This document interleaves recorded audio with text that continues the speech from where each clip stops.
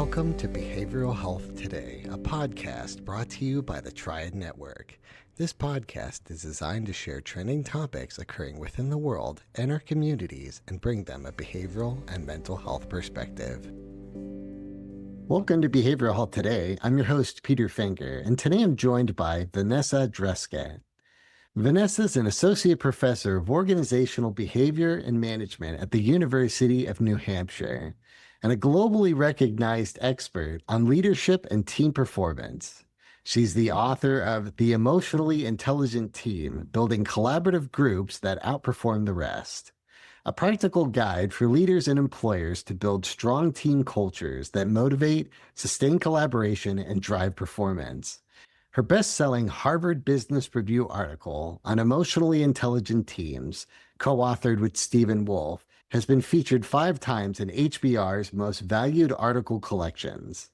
Vanessa has advised more than a dozen Fortune 500 and Global 500 companies, and her award-winning research continues to shape how organizations build high-performing, emotionally intelligent teams. In today's show, we'll explore what makes a team emotionally intelligent, from the key norms that drive belonging and collaboration to the habits, feedback systems, and leadership practices that help teams thrive in today's evolving work environments. Vanessa, welcome to our show. It's so great to have you here today. Thank you, Peter. It feels great to be here with you. Yeah. Hey, I always like starting with a guest and finding out really what was their inspiration to getting into their work. So I want to ask you, what sparked your interest in team dynamics and emotional intelligence? I know you and I have had a chance to talk prior to this, and you explained an experience that you had as a student athlete and how that sort of shaped your early experiences. Share with our listeners what that was like. Sure. Let me just say that there are a number of things. It's interesting that, that when you go back in time and think about what led you to where you are today. But one of the most formative experiences I had around teams was in high school. I lived in a small town and I had the opportunity to play on a lot of sports teams. And I also had the opportunity to work in on some farms in this small farming town. Oh. And everywhere I went, we had this kind of mutual support. We helped one another. We gave each other feedback. I mean, so for example, one of the teams I was on that I don't normally brag about because people don't, this is not a brag anymore. I was on the cheerleading team in my high school. And so we were a self-managing team pretty much. And we gave each other lots of feedback. And we cared about one another. So anyway, it was I had great experiences. But when I got to the workplace, everything was very different. And how so? Teams were more distant. People were more competitive. People didn't give one another feedback. People didn't seem to even demonstrate respect or listen to everyone. And so I got really disappointed in that, and it just wasn't the same. And I kept thinking, it's got to be better. It can be so great when it works. And so I studied it in graduate school, and that was the beginning, really. Yeah, I love that. I love that. And sometimes the work that we get into is sometimes self-discovery. And I want to ask you, maybe digging a little bit deeper, what was it about emotional intelligence that sort of drew you? Sure. Well, this is another interesting question that you're asking. Yeah. When I was in graduate school, I was wholly dissatisfied with everything that I read in the academic literature. So you got to picture this. I did a master's degree, then I went on and did a doctorate.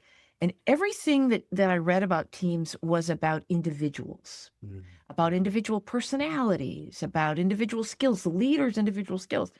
And it didn't fit my experience. Yeah. There was something missing. So what I did was I started going out into the real world, if you will. I started taking training programs around team facilitation and such. And that was where I first learned that the way to understand what was really going on in the team was to read the emotion on the faces in the room. And so a little known fact is that's what facilitators do. So they look at emotion as contagious in teams and in any group. And so you can read what's going on. You can read People telegraph constantly what their needs are through their facial expressions and their body language. And so anyway, I started looking at that, studying that. And then about 4 years later, the book that Daniel Goleman wrote on emotional intelligence came out. And I think I was the first one in the line to grab it at the store. I ate it up. It fit. It was a label. It was a way of talking about what I had learned. And that really started my journey in examining what emotional intelligence looked like in a team. Yeah, yeah, I love that. One of the things that's so encouraging about this topic is, unlike IQ, which we're sort of born with, and to raise a point can require a lot of work. EQ is something that can be taught. And I know that that's sort of the backbone of your book and of your work. To cite some of the work that you're doing, you've said that most people are taught how to lead and not how to build a team. I want to ask you, why is that distinction so important? And how does emotional intelligence help bridge that gap? Sure. That distinction is huge. So, I've made it my life's work to go out into organizations and observe teams, study teams, meet team leaders, interview folks. And what I see consistently is people winging it. Leaders are winging it. They don't really know where to begin. At best, what they do is they think back to the best teams they were on and use some of that. Yeah. But at the same time, I've been part of many leadership development programs that focus on self-awareness, conflict management, one-on-one coaching, strategy. But we don't broach what it is to lead a team. What teams need, what goes on in the minds of people when they join teams. And it turns out, and this is where emotion comes in, when we enter teams, we have certain emotional needs that are generated. And one of the most obvious ones you and your audience will resonate with is simply the need to be accepted. Yes. It's not something we necessarily feel everywhere we go, but when we enter a team, it's foremost in our mind. And so much of team leadership is about checking that box, bringing people in, and then doing other things as well, which we'll talk about. But if leaders don't understand that, they don't understand the truly human part of teamwork, and they think it's just about task work, Sure. they're missing out on the collaborative potential of their team. Yeah. Yeah. Yeah. It almost seems like if we're focused on the task, we're almost missing half the collaboration that's there. Exactly. Yeah. Exactly. Yeah. And the task matters. Ultimately, It that's what does. makes you high performing. But you can't motivate, you can't engage, you can't get people to listen and build on one another's ideas unless you've built sort of an emotional attachment to one another and to the team. Yeah. Yeah. Yeah. Yeah. And also, you're cultivating trust there as well. Yes. Yeah. Yeah. Absolutely. So I know at the heart of your work, the idea of an emotional intelligent team isn't made up by emotionally intelligent individuals. Can you explain what makes a team emotionally intelligent? Sure. Well, first of all, when I was first asked to write about what an emotionally intelligent team would look like, everyone expected me to just basically average the emotional intelligence of the room. But that's not what happens, because we come into teams with a certain set of skills. But what really regulates and regularizes behavior in teams are norms, habits, patterns of interactions. So it's sort of like the rules of interaction, what's normal in a team. A quick example is when you enter the team, do people say hello or not? Or do we just get right to task? So anyway, an emotionally intelligent team is a team that builds norms that meet the emotional needs of the members and that engage them in the task, engage them, give them influence over the task. That's one of our emotional needs. Okay. And help build a high-performing team. So let me say one more thing about this. So why doesn't just your regular emotional intelligence do that? Because your empathy or your self-awareness doesn't necessarily come into play in all interactions. Mhm. But, maybe you've been in a team before where your empathy doesn't get to be used, or your talents don't get to be used, Mhm. or why should you be empathetic if no one else is? And so you have to create those habits and space for that kind of thing. And that's what emotionally intelligent teams do. And so my colleagues and I have built a model of the specific norms, the specific habits and routines that build an emotionally intelligent team. Yeah. Yeah. So good. So good. So I want to get into that. You've identified these three categories of norms that shape an emotionally intelligent team. Walk us through what those are and how they contribute to belonging, collaboration, performance. Go deeper. You bet. I'm happy to. So let me first tell you that we built this model by studying really great teams. We went into organizations and we identified the highest performing teams and a group of average performing teams, and we compared what they did differently.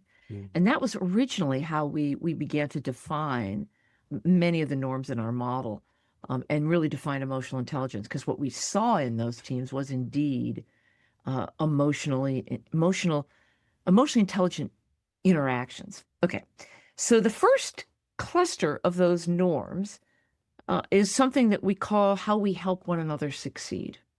This cluster focuses on the individual. There's a tenet in group dynamics, which is that if you don't take care of the individual, that's all they're going to think about. That in the team, they think about themselves. They become self-focused, self-protected. And so the first set of norms really focuses on the individuals and helping them be their best selves in the team. And it begins to build the sense of belonging, right? So the specific norms within that are norms about getting to know one another well. So, what is it? What are the talents that you bring to the game, Peter? What are the obvious talents, the hidden talents?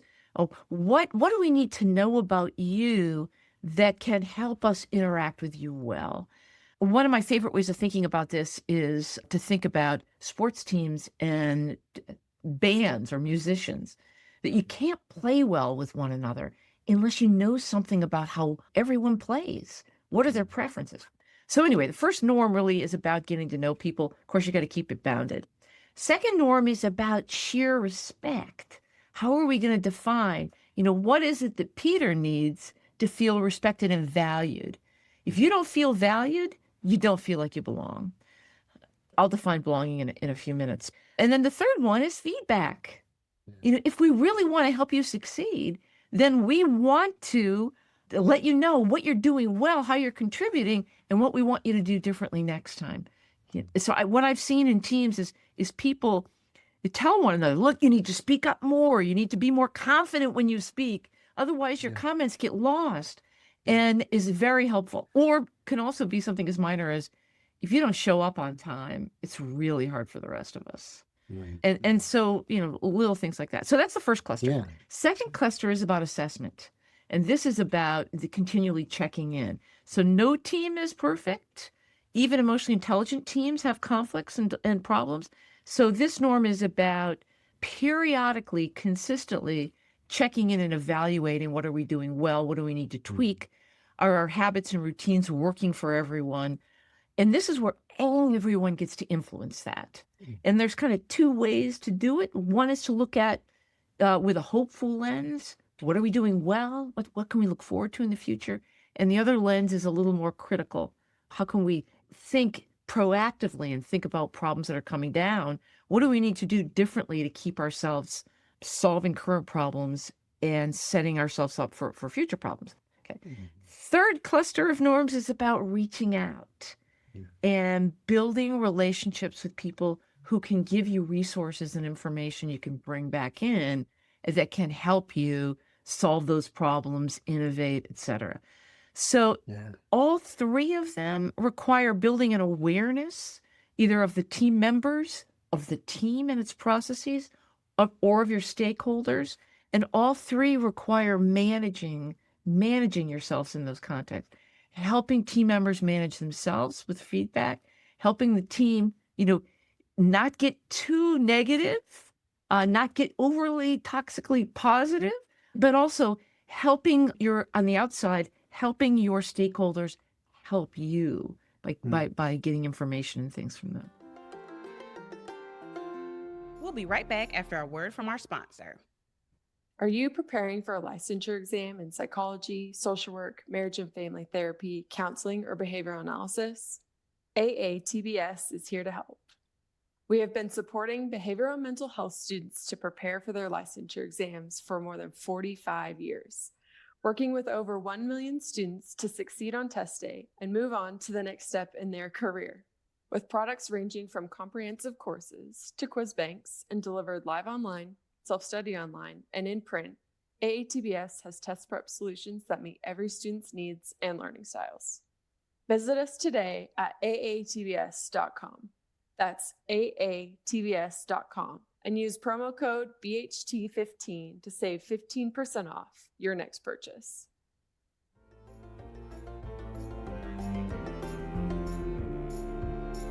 Yeah, as you're sort of talking about this, I'm thinking about my own work experience, and I'm thinking about the good things that my current work environment looks like.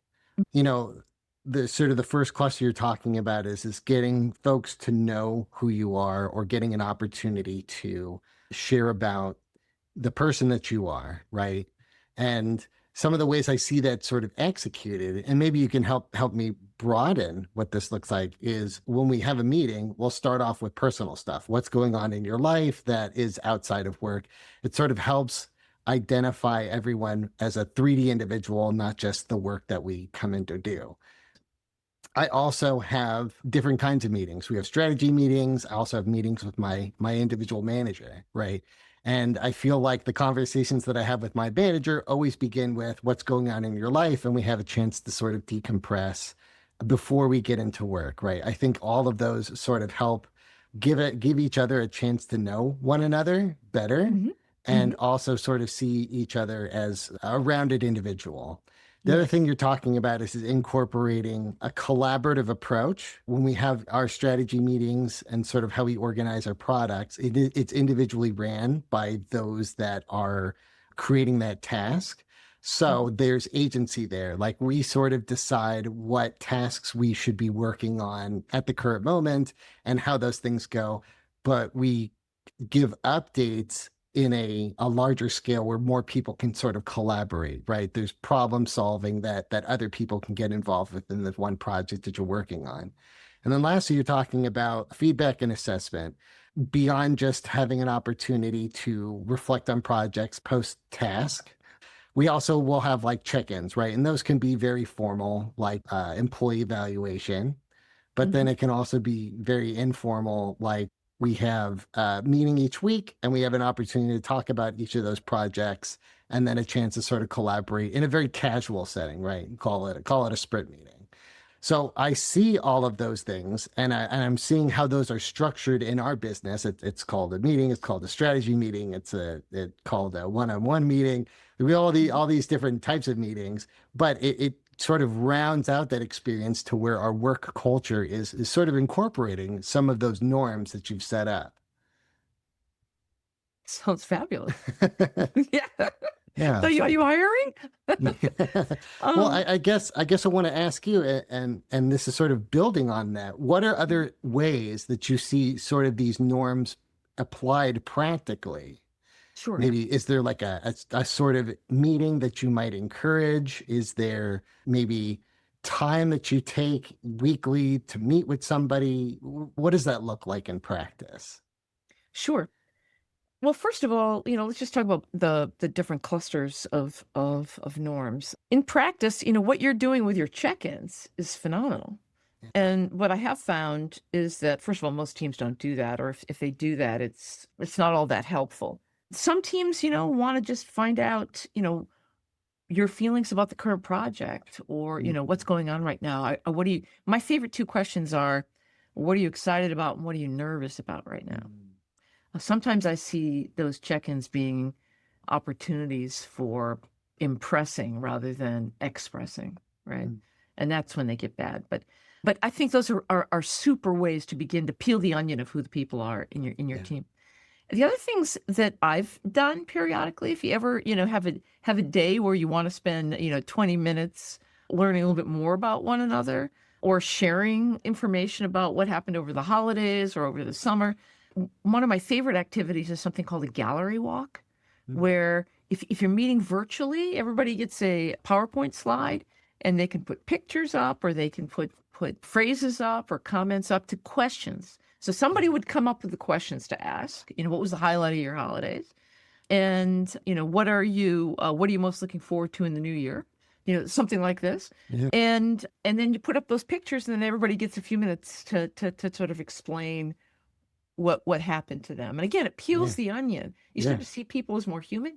Yes. By the way, this builds trust and psychological safety. There's no way to build trust and safety without really getting to know people and helping people feel known and understood.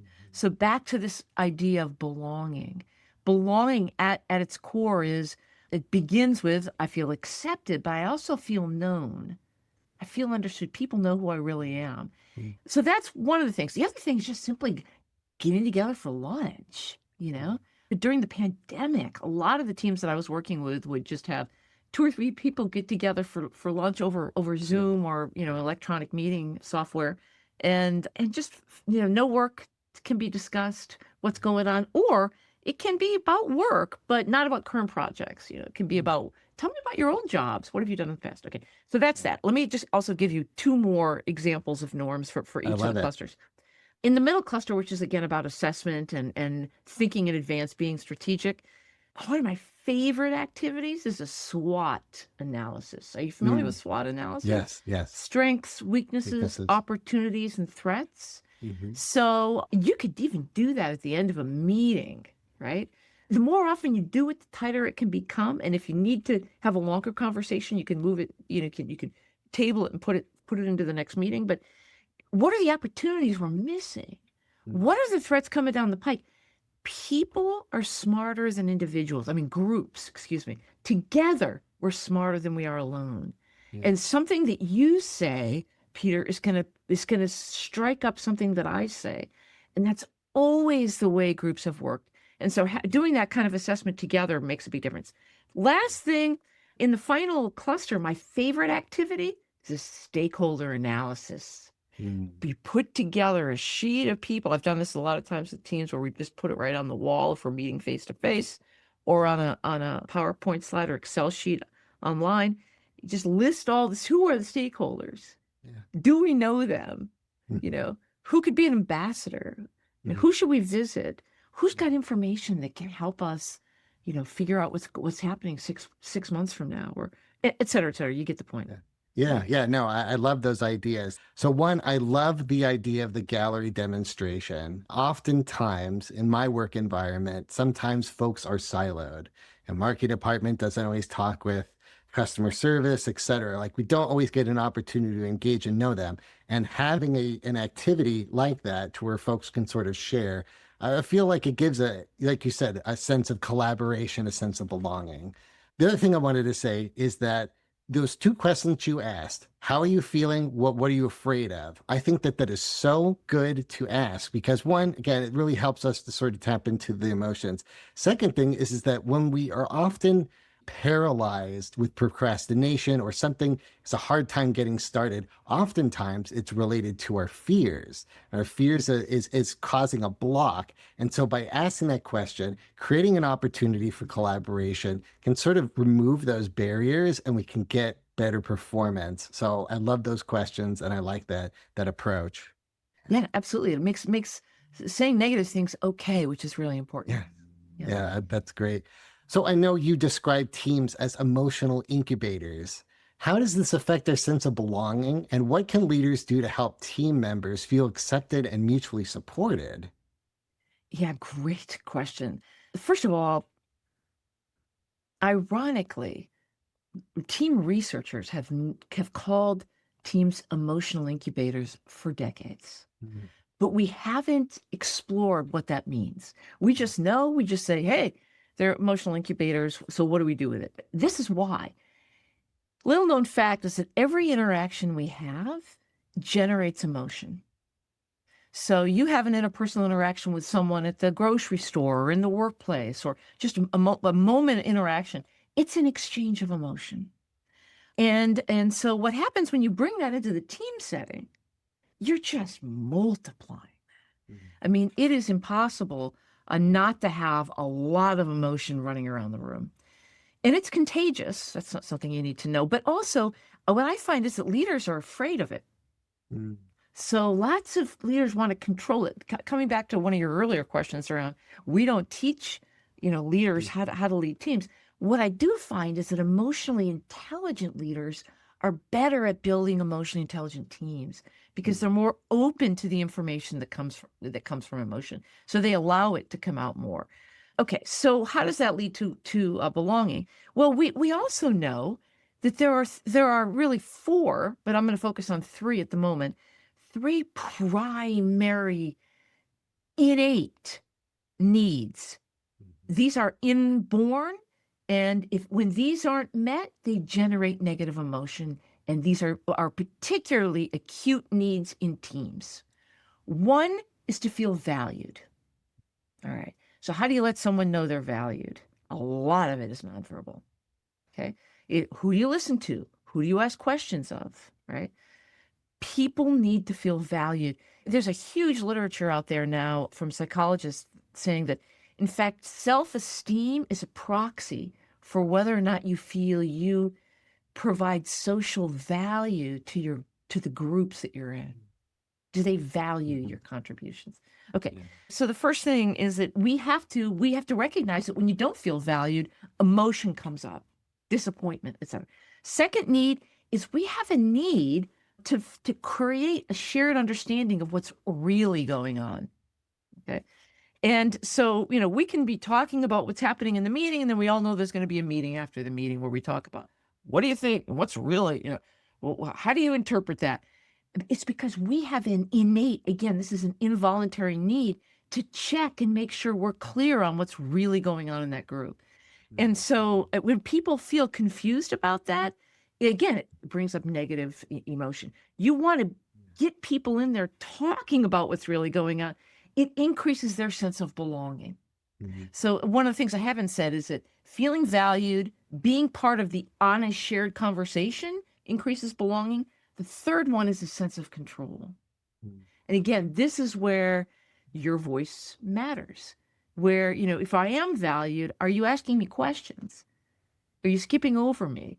Are you picking up your phone? I wish I had my phone around here. One of my favorite things I notice all the time is when people pick up their phone in the middle of a conversation group.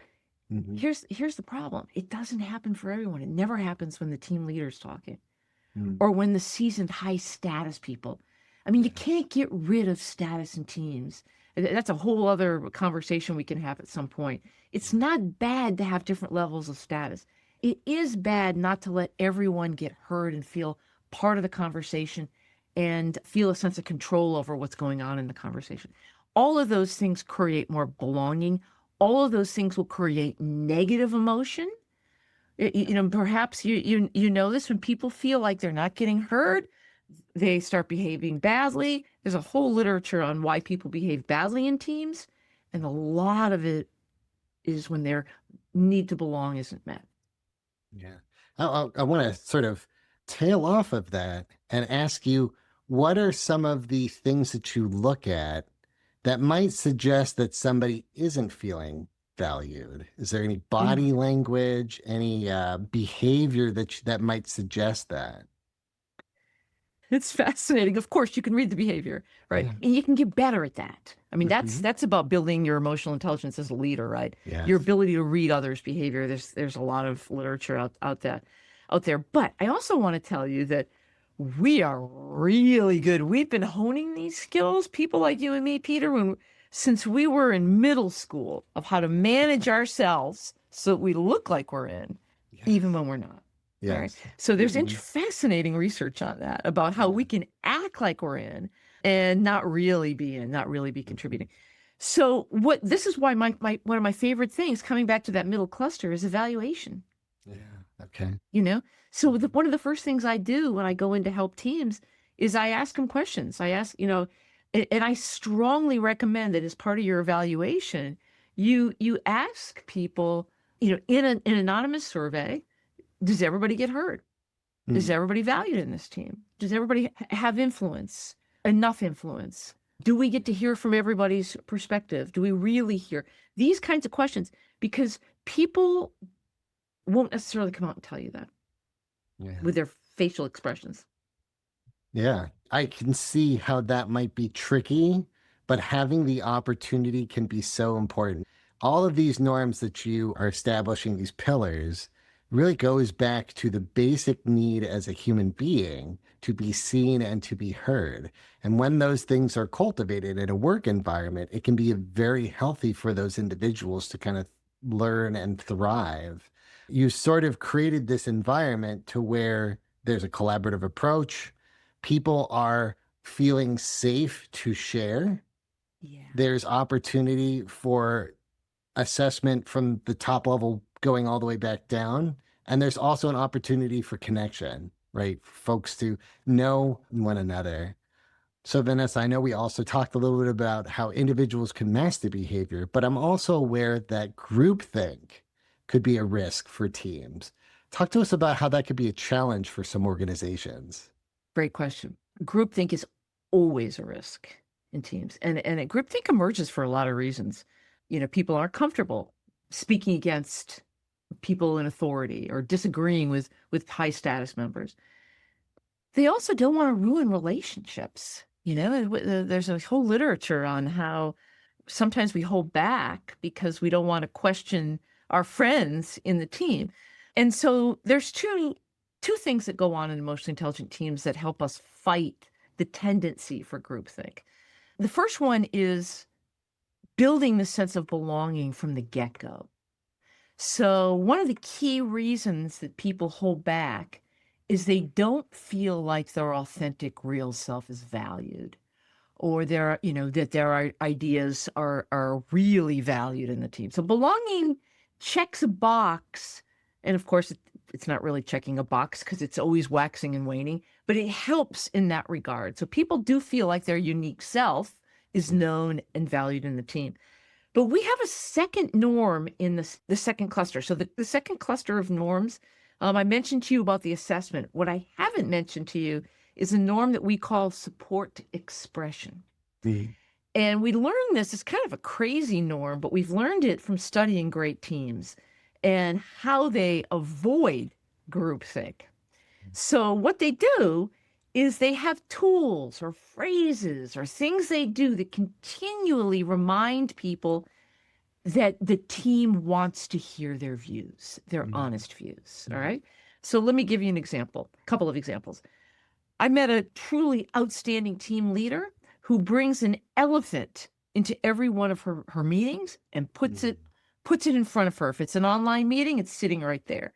And this is a reminder. I want to know if there's elephants in the room, if there's something that you're not saying. I want to hear it. We all want to hear it. It's a reminder. It's a physical reminder. Another one of my favorite stories was a brand new leader at one of the best Boston hospitals that had to be turned around. It was having financial problems. Okay. And what he did in his boardroom was he put a hat. It was like a construction hat that he bought on Amazon with a bunch of bubbles and lights.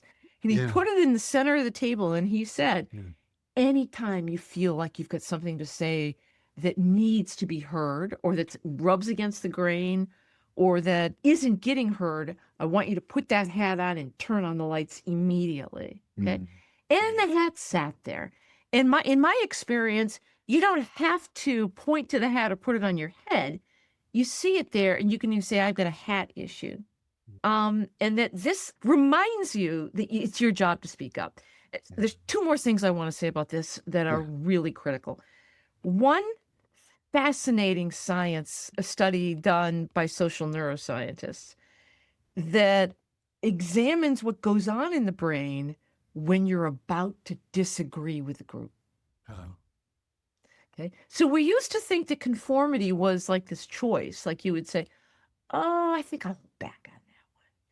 That's not how it works. The way it works is that your brain slowly decides, it sends an error message, slowly decides that you've got an error going on here.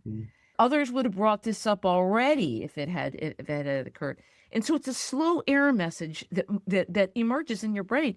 And so you have to do something that's going to discourage that, because we are wired to want to belong. We're wired to want to maintain that sense of belonging, especially in teams where people feel like their belonging is tenuous. They're really going to hold back. I also want to tell you that I have a quote from John F. Kennedy posted above my desk here. And it says, without debate, without criticism, no administration, no country, I'm going to add no team, can succeed, and no republic can survive. We need debate. We need criticism. And teams are good at it when they're invited into it, and when they know it's not going to hurt their relationship overall. Yeah, I love that. I love the physical reminder that this can be a safe space. Sometimes people need to be reminded that it's okay to speak up. And if you're not emotionally intelligent and allowing space for feedback, you're talking about maybe that slower response to a disagreement, those voices don't get heard. And by having something that can say, this is a safe environment, please speak up your mind. You talked a little bit about the individual and having those needs met and being able to express yourself. I think that creates a very good safe space. Again, I think what also can cultivate in that environment is that you can say what you're saying, but it doesn't necessarily have to be the right or only way. And I think it can create a stronger collaborative environment. And we're sort of seeing this within our nation right now. When we have too much of the same thinking, it doesn't create enough discourse for those chunky areas in between. And we start to get into black and white thinking. That type of environment where it can be safe, we can create a lot of feedback, often makes us stronger in the end. Totally makes us stronger. And let me just say something that the data are very clear on this. The more people you hear from, the more disparate ideas are shared, the better and the more innovative are your decisions. Yeah. And we've been clear on that. The hard part has been convincing leaders that matters, finding a way to not let the discussion take up too much time, because no one's got time these days, right? And so that's an issue. But convincing, it takes a lot of convincing to tell people that it's the collective brain that makes us smart. And that requires hearing from everyone. Yeah. Right. So good. I want to ask you, for somebody who's interviewing for a new organization, or maybe somebody who might be reflecting on their current one, what are some of the few questions that they can ask to better understand the emotional culture of that team? Yeah. First thing I would say is, how well do people know one another here? Minor little thing, but we've known for a long time that relationships in the workplace are a huge motivator. They get people out of bed in the morning. And so I would want to know, how do we take the time to know who we're working with? The other one is, I would ask about the informal and the formal culture. What's the difference between the informal and formal culture? So, most organizations these days have a set of values and blah, blah, blah. And so that's the formal culture. But informally, what does it really feel like? And are people allowed to speak their mind? Does the person, if you're interviewing, do you feel comfortable speaking your mind in this environment? And is that valued? I would ask that. It's tough when you're interviewing. We have a concept in my field called the realistic job preview. Realistic. So when I interview people, I always say, let me give you the realistic job preview. This is what's great about the place. And these are some things we're still working on, right? And so I would say, I really want to get a realistic view of this place. And I would ask questions about relationships and, do you feel valued in your role? I loved in that questioning that you actually went back to the interviewer because, getting their own individual experience on how they relate to the higher team. And I love that perspective. I'm going to go one more, and I'm going to ask you, if a team leader or aspiring leader is listening today, what is something that they can work on today, maybe a small or high impact habit that could begin right today that will help them create an emotionally intelligent team? What do you suggest? Biggest thing I suggest is an evaluation. Mhm. You really only need 3 questions to start with. And I would use, I don't know if you use SurveyMonkey or however you can do it, that would make the responses anonymous. But I would ask, what's going well? What are 3 things that you feel are going well? What are 3 things that you think we could change to help this team work even better together? And lastly, anything else you want to say that I haven't asked that you want to tell us? And that's where you start. You start with evaluation, and then you make change. And let me just say this, Peter, what I haven't said enough is that building an emotionally intelligent team requires understanding that change isn't easy, even when it's change that people want. And so it's about changing habits. No, I love that. As you talk about these concepts, I'm kind of reminded that the institution that we have in public schools can be a very good environment for children to grow. And we talk about how the family space might not be the safest one. And I think that kind of extends into the workplace as well. And when you're talking about creating an environment where people can be seen and heard, and you have a team that you feel supported, can also give us those needs, even as adults. I Yes. think that just ripples into the rest of society. So I think, your attention to the emotionally intelligent teams and the ways that you're building, with your students as they exit out into the workplace just creates a better place for society as a whole. Absolutely. I mean, Yeah. that's my mission. I love it. People can thrive in the right environments, and it Mhm. breeds out, it just permeates everything. Yeah. Yeah. Yeah. I know we're coming to the end of our time, but I want to ask you where our listeners can learn more about your work, where they can learn more about you, and where they can find your book, The Emotionally Intelligent Team. Tell your listeners where they can follow up with you. Sure. I have a website. It's vanessadruskat.com. You're welcome to go there. I'm currently adding more resources to that on a daily basis. Obviously, you can buy the book, which has a lot of resources in it. And then finally, you can go to LinkedIn and connect with me on LinkedIn. I love talking to people. I have a lot of folks that go back and forth with me on LinkedIn, and I'd love to hear from you. I'm all about, helping teams and organizations thrive. So. Yeah. Yeah. Well, I hear it today in our discussion, and I also kind of hear your heart in all of this as well. So I appreciate your time. Thank you very much for coming on to our show today. Thank you so much, Peter. And I want to thank you, our listeners, for taking the time to join us. You can follow us on all of our social media at Instagram, TikTok, LinkedIn, YouTube, and more at Behavioral Health Today. If you like our show, give us 5 stars and leave us a review. As always, the resources for this episode and an archive of all of our other episodes can be found on our webpage at triadhq.com/BHT. And we look forward to having you back with us next time on Behavioral Health Today. We appreciate all the support from our community, and if you like our show, one of the best ways you can support it is by giving us a 5-star rating and leaving a review. Behavioral Health Today is a podcast part of the Triad Behavioral Health Network, all rights reserved.